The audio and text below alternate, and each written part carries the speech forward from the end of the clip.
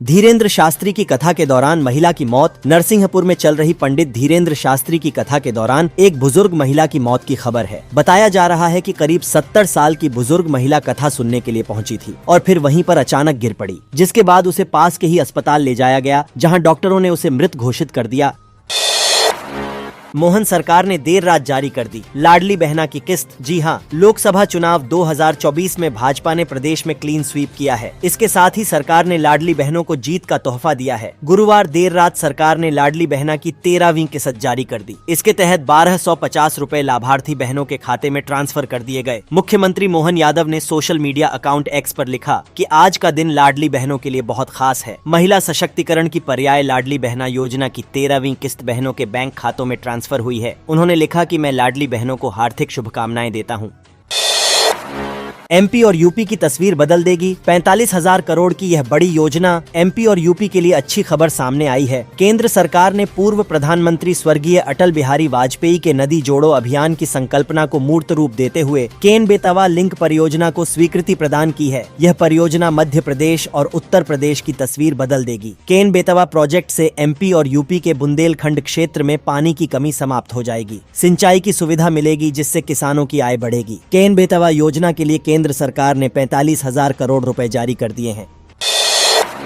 MP के बड़े कांग्रेसी नेता होंगे गिरफ्तार। दर्ज हुई एफआईआर, 7 करोड़ की वसूली का नोटिस। जी हां, एमपी कांग्रेस के उज्जैन के एक बड़े नेता पर गिरफ्तारी की तलवार लटक गई है। उन पर पुलिस ने एफआईआर दर्ज कर ली है। इसके साथ ही 7 करोड़ की वसूली का नोटिस भी भेज दिया है। कांग्रेस नेता पर वक्फ बोर्ड के साथ गबन करने और दुकानदारों से जबरिया वसूली का आरोप है। उज्जैन वक्फ बोर्ड की संपत्ति में धांधली का यह मामला उजागर होने के बाद भोपाल वक्फ बोर्ड ने कानूनी कार्रवाई शुरू की है। कांग्रेस नेता को 7 करोड़ रुपए की वसूली का नोटिस भी दिया गया है।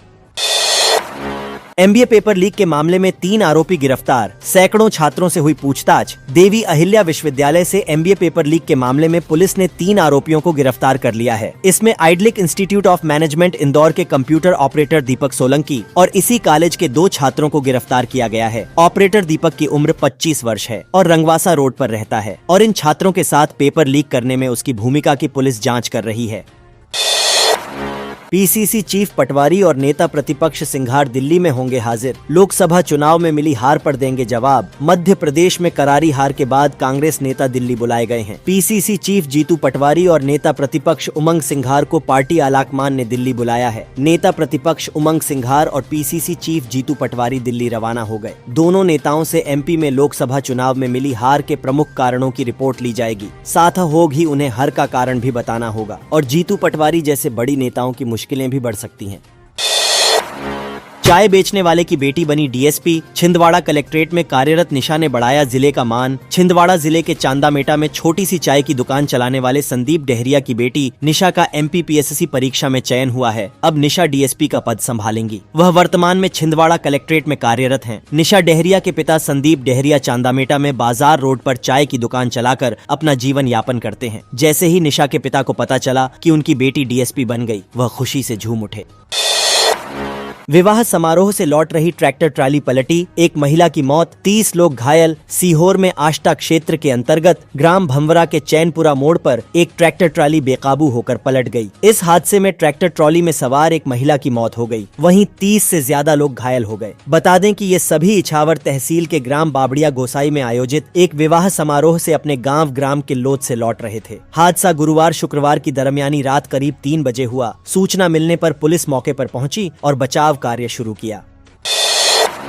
कांग्रेस की राहें जुदा होने पर बीजेपी ने कसा तंज, अभी तो निकाह हुआ था, तलाक भी हो गया। लोकसभा चुनाव परिणाम आते ही इंडिया गठबंधन बिखरता नजर आ रहा है। आम आदमी पार्टी के नेता गोपाल राय ने कहा था कि इंडिया गठबंधन महज लोकसभा चुनाव तक ही सीमित था। अब इसका दिल्ली के विधानसभा चुनाव से कोई लेना देना नहीं है। दिल्ली में आम आदमी पार्टी अकेले ही चुनाव लड़ेगी। इस पर बीजेपी नेता शहजाद पूनावाला ने तंज कसा है। शहजाद पूनावाला ने कहा कि अभी अभी तो दिल्ली में आप कांग्रेस का निकाह हुआ था और अभी तलाक भी हो गया। आम आदमी पार्टी के नेता कह रहे हैं कि अब दिल्ली में इंडिया गठबंधन नहीं रहेगा।